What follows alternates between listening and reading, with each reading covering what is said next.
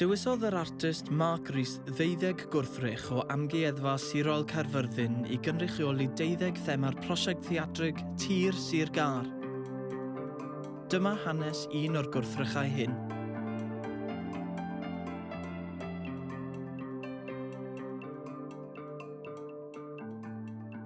Beibl addurnedig yw'r gwrthrych sydd yn cynrychioli'r thema Crefydd.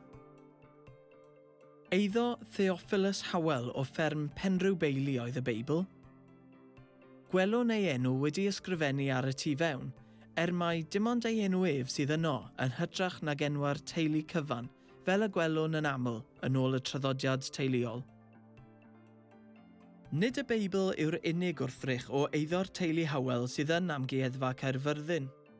Yn wir, mae cynnwys ffermdy Penrhyw Beili wedi ei gludo i'r amgueddfa a'r tŷ wedi ei ail-greu mewn ardal lanlloft yno, hynny ynghyd â'i gelfi a'i grychenwaith unigryw.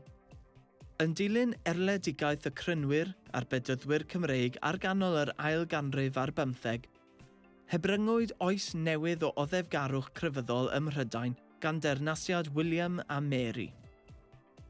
Adeiladwyd y capeli cyntaf yng Nghymru tua chanol yr ail ganrif ar 15, a gyda thwf cyson yn safonau llythrennedd y bobl, diolch i ymddiriedolaeth Gymraeg Thomas Gouge, roedd y wlad yn paratoi am newidiadau dirfawr.